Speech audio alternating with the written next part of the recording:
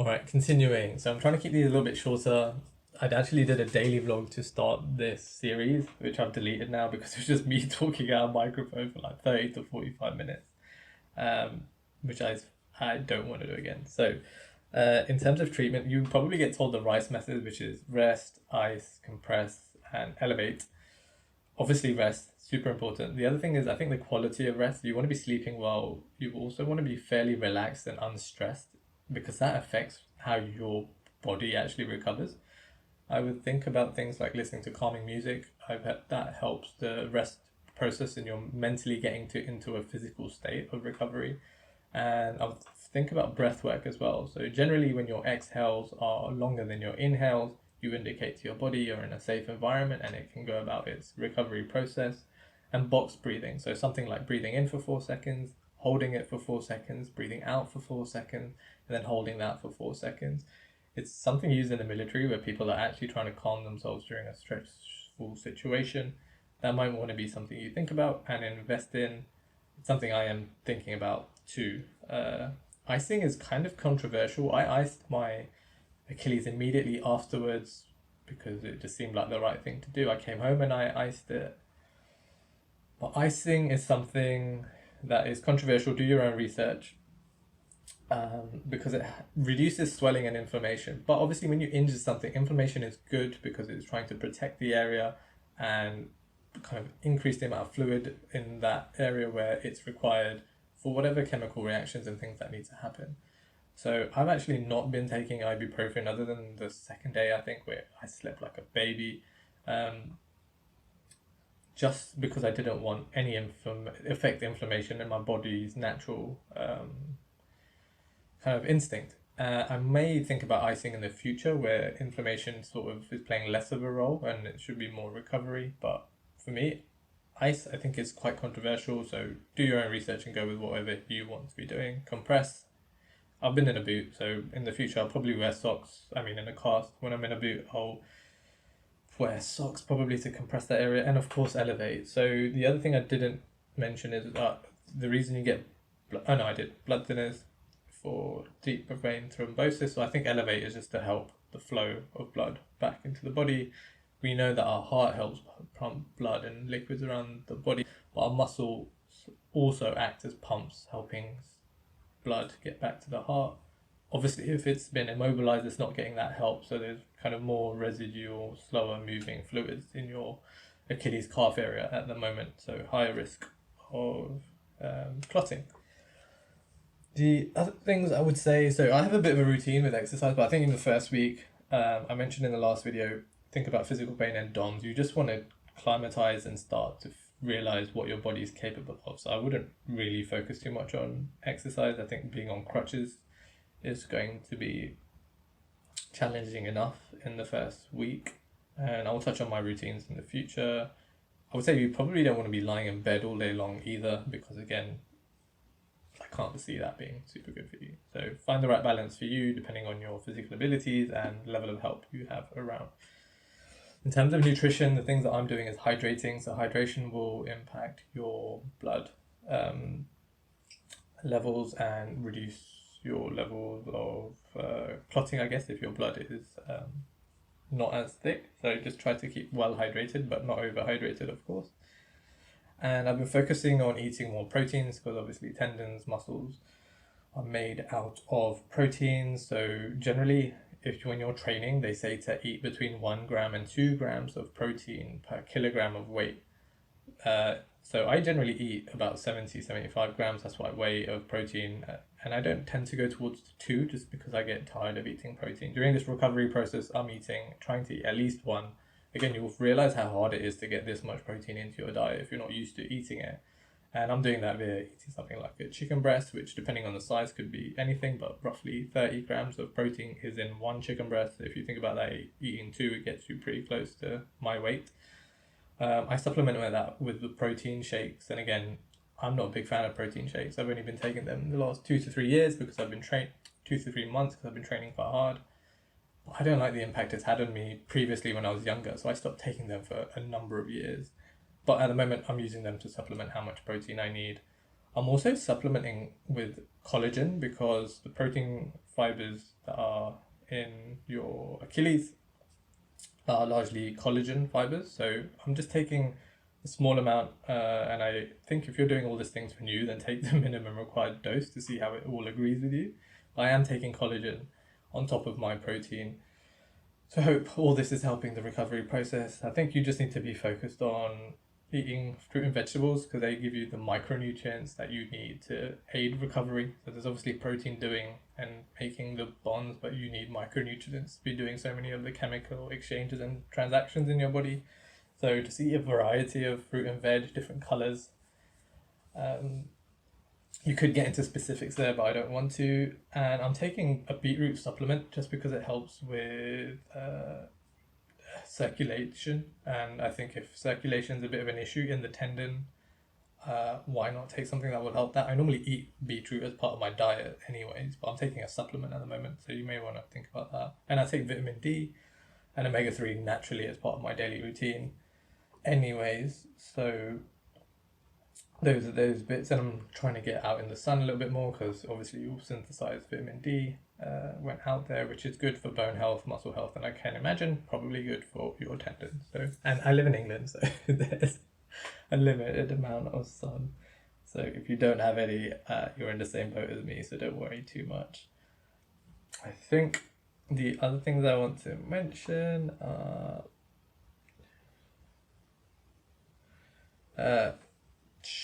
so things you might want to buy. So I might put these into an Amazon shop, and I want to say a really quick thank you if you're watching this. I've always wanted to create a YouTube channel, and this has provided additional impetus, mainly because it's given me endless content ideas.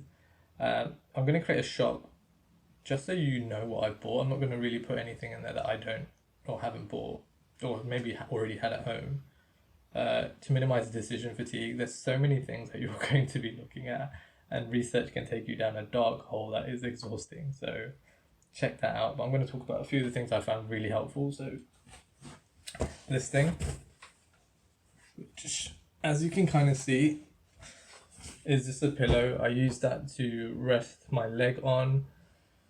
I think it's better, and I sleep. So mainly I have that in my bed for when I sleep. And I think if you just use a pillow, you end up resting like your calf and your foot on the pillow, and then your hamstring and your leg is just hanging in the air. And it seems kind of counterintuitive to put too much pressure on the area you're trying to heal, in my opinion. So I think this is really good because on this end you get your hamstring, and the big upper part of your leg kind of sits on here. It really helps this part stay elevated, which just makes so much more sense. So I've got that. You'll see I've got a pillow in the back as well, so I do use that sometimes when I feel like elevating my leg in a different way. And I think variety is probably kind of important because you don't want to be stuck in the same position all day long. I also use that pillow if I decide to sleep on my side. I put it between my legs just to create a little bit more comfort when I'm doing that. I try to sleep with the injured leg towards the ceiling, so that's slightly more elevated and I'm not kind of putting weight down on it. But I do switch to the other side, and it's been fine for me during my sleep. What else on my list of things? Cushion, stool. So my stool kind of broke, but I'm gonna show you here the one that I found really useful, because chairs have been kind of okay, but this stool was so good. But I think just from landing on it quite often, it ended up like bending, the metal just morphed. I'm going to show you a demonstration of how and why I think it's really useful. I used it especially in the kitchen when I was washing dishes, preparing my meals, just because it meant I could basically feel as if I'm standing. I rested my knee on the stool with a little bit of cushioning. It was so helpful. It's broken the last 2 days, and it's actually been so detrimental to my daily routine that I will get one very soon. But let me just try and show you what I mean with a block I have in my room. So I think you can see the box behind me. So again, so basically I can do whatever I need to do. Prepare my meals, wash my dishes, etc. Make something soft on that knee to make it more comfortable. And the height of the box or stool will matter. This is too high. My knee's so forward. It's not the most comfortable. It still works, but I would much prefer my knee to be somewhere along here. So I'm kind of in that standing. Probably shouldn't do what I just did, jumping around on the good leg, but it's okay. I don't do it too often. That's probably half a lie, but it's faring quite well, let's say. So that's that. Crutches. I got given these crutches, which are good enough for me. I can get around everywhere with them. I have heard about the crutches you put under your armpits, and I did think they'd be good for me, so I was going to invest in getting a pair of those because they free up your hands more. But I read that the NHS don't give those out anymore because there's a risk of people have sort of numbed their nerves and had nerve issues under their shoulders, probably because people aren't strong enough to use crutches in the first place. So they bear down a lot of their weight onto those types of crutches. So if you're using those, just be mindful of that and just figure out how to use them properly. I think you're meant to make them hug your sides more than go into your armpits, and use your hands and don't just like bear down all your weight on them. So I've not got those. I've got the crutches I use, and they've been good enough for me to get around the house. But again, it will depend on your mobility and your flexibility, and you need to consider how you get down to the ground. Sorry, I'm puffing. You can see in 2 weeks I've lost a lot of fitness, and these moves are quite hard to do. Crazy. It's going to be hard work getting back, but we'll look to the future. So what else? Other people I've seen in videos have kind of got this thing called a knee scooter. For me, I just want to minimize my risk of doing something silly and falling off something like a knee scooter. So if it helps you, go look at a video where someone has done that. Actually, I'll link a couple of people that I really like their vlogs, and they went and reviewed a few of these things. I'm not invested in that at all. One of the people actually mentioned he fell off it in some place, so it's just not worth the risk for me. There's something called an Iwalk 2, which people have invested in. It's a little bit like a stool, but it's strapped to your knee and you can walk around with it. Again, I just don't want to be spending money. I'd rather spend money on things that are going to be useful for the recovery, and I can get around without an Iwalk. So, and I can just see myself doing something stupid on an Iwalk, so I decided not to do that. Also, stool in the shower. I think showering is one of the most difficult aspects of being in one of these boots where you can't wait there. I have to put my knee on the edge of the bathtub and sort of ease my way in. It's definitely the place where something could go wrong. The risk is the highest, so be careful with that. I bought one of those cast covering socks after 2 days, so I didn't shower for like 2 days, which was horrible. But they're generally pretty good. Again, I'll link up the one that I had bought, which was really simple and £11. And I'm still using the first one, which is kind of gross 2 weeks later, but it just works. It's not letting any water in, surprisingly. I think the other things you want to think about are, just look ahead, and depending on your circumstances, how will you eat, sleep, and shower effectively.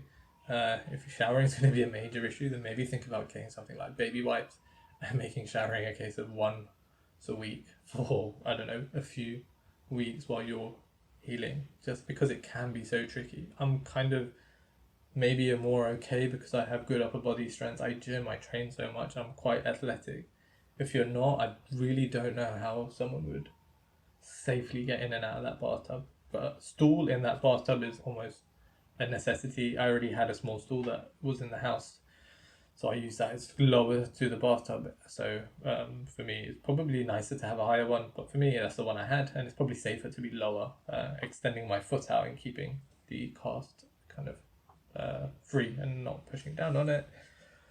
I would say on the mental side of things, positive mental attitude is important at this time. There's this thing called loss aversion, where when we lose something, it can be really detrimental mentally to our health to think about it, and we don't like the negative aspect, and we almost want to be rewarded or get so much more back in terms of compensation in order for the loss. That something I'll talk about maybe another day, but try to focus on looking forward. It'll be useful to understand why this injury happened at a future date so you can prevent it, but for now I think in terms of control. Think about your rehab journey. Think about the decisions you have to make, and just focus now for the next 6 months to a year on getting your physio done every day, focusing on the best next steps, because this first year is so important. And at that point you can think about in the future why this might have happened. I'm going to record a separate video on why this might have happened to me and the circumstances around my life where it happened, but I'm going to do that later because right now it's not important and we just want to look forward onto recovery. Going to talk about this more in the next video. So options are going to be obviously surgery, conservative traditional route, and then conservative functional route.